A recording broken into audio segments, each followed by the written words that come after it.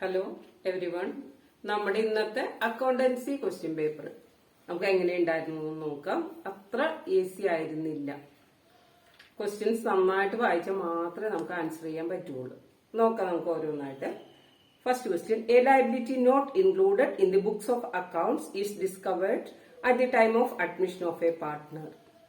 Unrecorded liability ആണ്. This liability will be, ഈ liability എന്ത് ചെയ്യണം നമുക്ക്?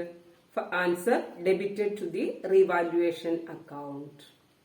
Second question, which of the following is true about interest on partners loan?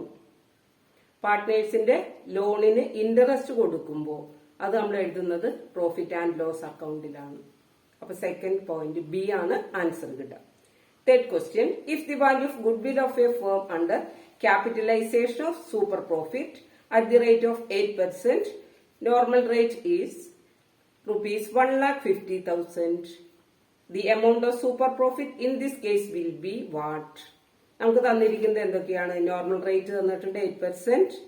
അതുപോലെ തന്നെ നമുക്ക് ഗുഡ് വിൽ ആണ് തന്നിരിക്കുന്നത് 1,50,000. അപ്പൊ super profit method, capitalisation of super profit method അനുസരിച്ച് നമുക്ക് ഗുഡ് വിൽ കാൽക്കുലേറ്റ് ചെയ്യാനുള്ള ഇക്വേഷൻ എന്താണ്?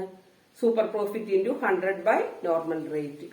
അത് തന്നിരിക്കുന്ന ഫിഗേഴ്സ് നമുക്ക് അവിടെ സബ്സ്റ്റിറ്റ്യൂട്ട് ചെയ്ത് കഴിയുമ്പോൾ 1,50,000 equal super profit into 100 by 8 ചെയ്ത് കഴിയുമ്പോൾ നമുക്ക് കിട്ടുന്ന ആൻസർ 12,000 ആണ്. Super profit 12,000.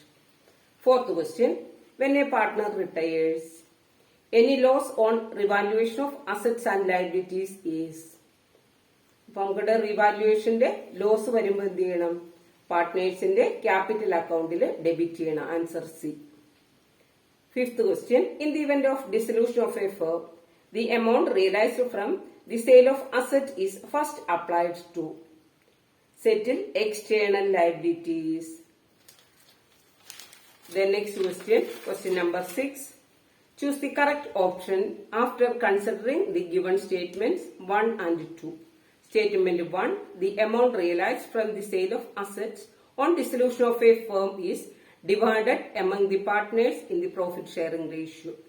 അസറ്റ് വിറ്റ് കിട്ടുന്ന എമൗണ്ട് നമ്മൾ എന്താ ചെയ്യുന്നത്? റിയലൈസേഷൻ അക്കൗണ്ടിൽ കാണിക്കുകയാണ് ചെയ്യുന്നത്. പാർട്ട്നേഴ്സിന് ഷെയർ ചെയ്യാൻ അല്ല ചെയ്യുന്നത്. അപ്പൊ ഫസ്റ്റ് സ്റ്റേറ്റ്മെന്റ് തെറ്റാണ്. Statement 2, the profit or loss on realisation is shared among the partners in their profit sharing ratio. Second statement correct ആണ്. അതുകൊണ്ട് ആൻസർ വരുന്നത് ഡി ആണ്. Statement 1 is false and 2 is true.